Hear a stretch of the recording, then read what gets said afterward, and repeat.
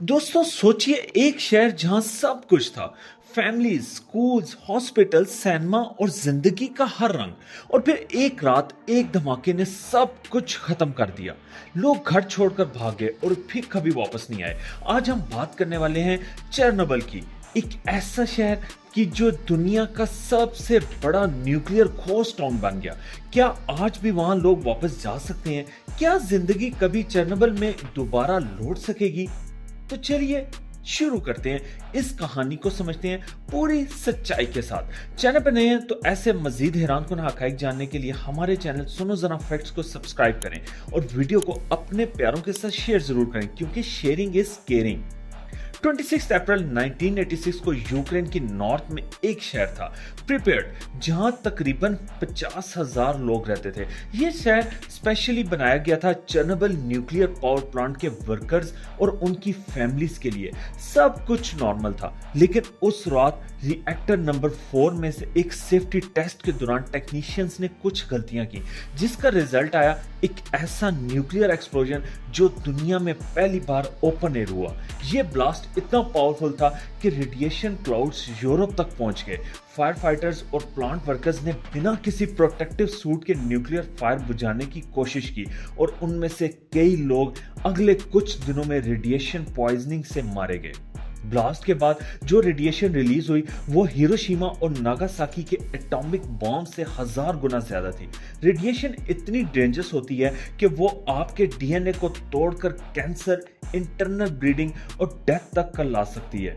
हुकूमत ने पहले सच को छुपाया, लेकिन जब स्वीडन तक रेडिएशन सेंसर्स ने अलार्म बजाना शुरू किया, तब यूएसएसआर ने ऑफिशियली कंफर्म किया कि चेरनोबिल में न्यूक्लियर एक्सीडेंट हुआ है। 36 घंटे के बाद शहर प्रिपेयर्ड को एवैक्यूएट किया गया। लोगों को कहा गया सिर्फ 3 दिन के लिए जा रहे हो, लेकिन वो कभी वापस नहीं आए। वो बसेस में चढ़ गए और प्रिपेयर्ड बन गया एक शहर जो जिंदगी के बीच में ही फ्रीज हो गया। आज भी चेरनोबिल एक रेडियो एक्टिव जोन है, जिसे कहा जाता है चेरनोबिल एक्सक्लूजन जोन। ये एक 30 किलोमीटर रेडियस है जहां ह्यूमन हैबिटेशन रिस्ट्रिक्टेड है। शहर में हर जगह अबंडेंट बिल्डिंग्स, टूटे खिलौने, खाली स्कूल्स और घंटियां भी बजती हैं, लेकिन लोग नहीं। लेकिन इंटरेस्टिंग बात यह है कि 35 इयर्स के बाद भी वहां थोड़ी चीजें बदल चुकी हैं। कुछ लोग, जिसे सेल्फ सेटलर्स कहा जाता है, वापस वहां चले गए हैं। ज्यादातर बूढ़े लोग जो कहते हैं हम तो वैसे भी मरने वाले हैं, तो अपने घर में मरना बेहतर है। शॉकिंग बात यह है कि कुछ लोग रेडिएशन के बावजूद वहां जी भी रहे हैं। दोस्तों, चेरनोबिल का एरिया रेडिएशन के बावजूद नेचर का एक अलग ही फेस दिखाता है। एनिमल्स जैसे वॉल्स, डियर्स, वाइल्ड हॉर्सेस और इवन बियर्स भी वहां वापस आ चुके हैं। साइंटिस्ट हैरान हैं कि नेचर ने कैसे रिकवरी कर ली।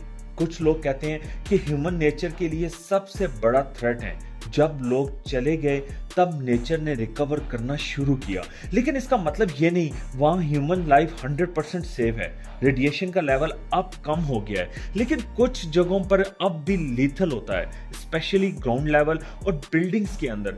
टूरिस्ट वहां विजिट कर सकते हैं लिमिटेड टाइम के लिए, प्रोटेक्टिव गियर के साथ और सिर्फ ऑथोराइज्ड टूर गाइड्स के थ्रू। साइंटिफिकली अगर देखा जाए तो चेरनोबिल जोन में नेक्स्ट 300 से 500 इयर्स तक फुल सेटलमेंट सेफ नहीं है। बिल्डिंग्स के अंदर अब भी हॉट स्पॉट्स हैं जहां रेडिएशन हाई है, लेकिन यूक्रेन गवर्नमेंट ने 2021 में अनाउंस किया कि वो चेरनोबिल को रिन्यूएबल एनर्जी और टूरिज्म हब बनाना चाहते हैं। सोलर फार्म्स लगाए जा रहे हैं और कंट्रोल टूरिज्म से इकोनॉमी को बूस्ट मिल रहा है। तो हाँ, जिंदगी वापस आ रही है, लेकिन इंसान नहीं, मशीन्स और नेचर।